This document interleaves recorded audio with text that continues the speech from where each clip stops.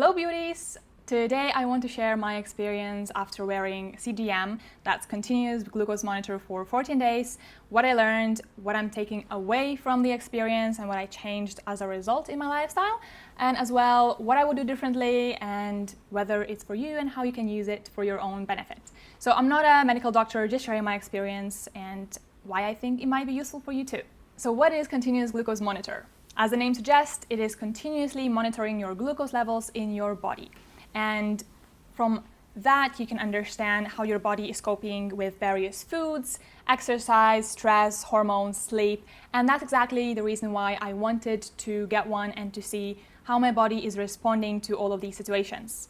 So one CGM is lasting about 14 days or 2 weeks, and it is automatically measuring your glucose levels, and you can then measure and log your daily activities to see how it is affecting your glucose levels. So how can it be useful for you? You can use it as a motivation tool to just track your daily actions and see how your body responds to it, because after you consistently see that a certain habit is really messing up your glucose levels, then you might have more motivation to change it. And then there are a lot of habits we think might be good for us, like, I don't know, eating fruits before bed or something like that. Some people think it's no big deal, but after my own journey, I realized it's not that good for me, even though I thought it's not that bad. So it can really provide you insight into all of your habits and how it's affecting your glucose levels. And it's actually not all about food and exercise. It's also about your stress, your relationships, your sleep, your hormonal cycle. And that, I think, is a way more integrative approach to your health than just focusing on food or exercise alone. And you can really understand why you are feeling the way you're feeling and connect that to your glucose levels. Because if you eat a meal that spikes your glucose levels, then you'll have a crash down. So no wonder that you will want to eat all the sugary, fatty, fast foods to raise your glucose levels again, or you will crave for that coffee, chocolate, or a nap. Then you'll realize what to do to make your glucose levels more stable throughout the day. And the goal isn't to have a complete flat line, no, because that would mean you're dead, but to minimize those high and low spikes, to make it more or less steady, and to prolong the spike. Like if you have a big spike, what you want is for it to not go down like this drastically.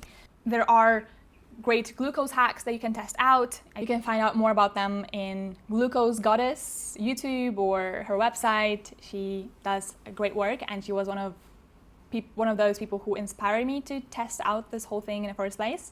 So my own experience, what I learned from it was that I can tolerate glucose and fruits pretty well in the first half of the day.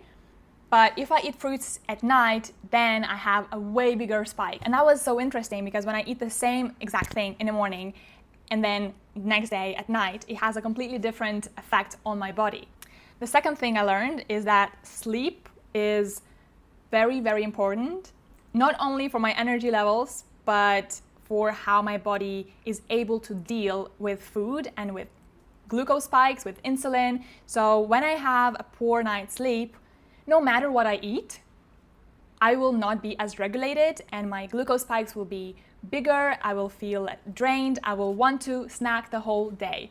So that for me was a big, I would say, understanding of the importance of sleep, even more so than I did before, because I always knew that sleep is very important, but now that I've actually seen the data to compare that I ate pretty much similar things, but because I had a poor night's sleep one day, it really blew me off. Third thing is that juices are a no-go for me. One day I decided to experiment with green juice. I ordered and it was just celery, cucumber, spinach, and some apple.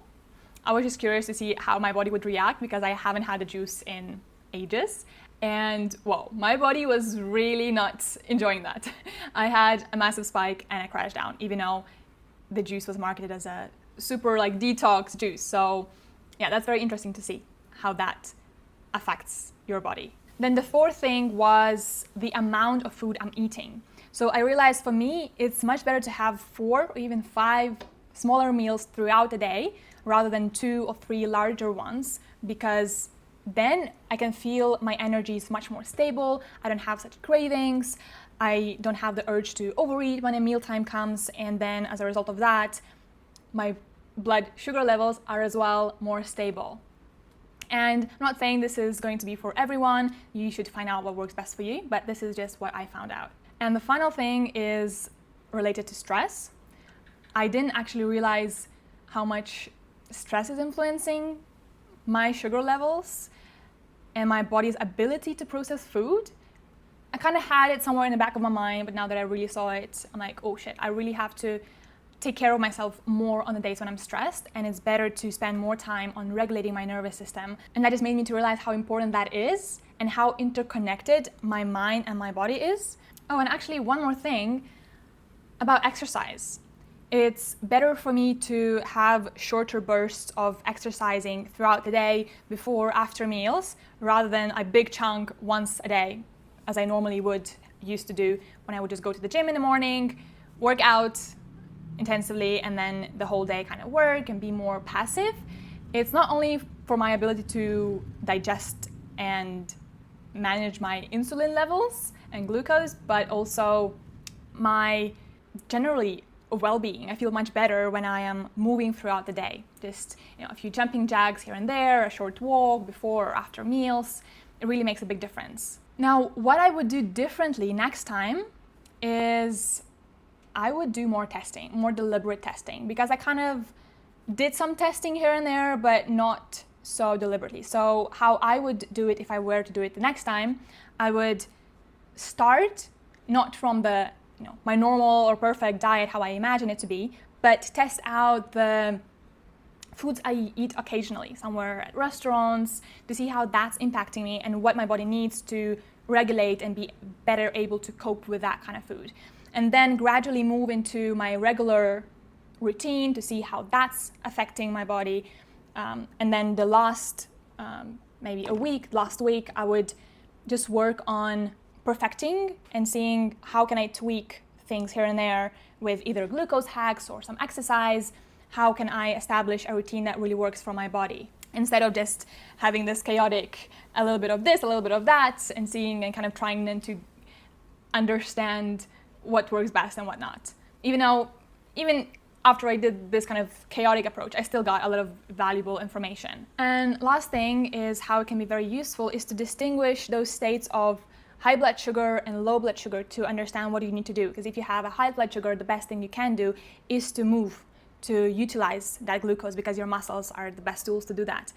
And then if you have low blood sugar, to also realize that that's the state you're in, and then you can just eat something and you feel much better. So some signs that you have a high blood sugar is thirst, it's anxiety, brain fog, fatigue, headaches. And I know it can be different for different people, but once you have that data to see what your device is saying and how you're feeling, you can start mapping that out. And the low blood sugar can present itself as lightheadedness, some shakiness as well, sleepiness, irritability, confusion. So you can start assessing where you are. So all in all, I think it's a really great tool to utilize to get to know yourself better and how your lifestyle is affecting your state, and how your food and exercise and stress and sleep are correlating, and what you can do best to take care of yourself to feel your best. I could go on and on about how to get one, why is it so important, but I'm sure there are so many good YouTube videos explaining all of that. So I just wanted to share my experience and encourage you to test it yourself. I hope you find it useful, and until next time.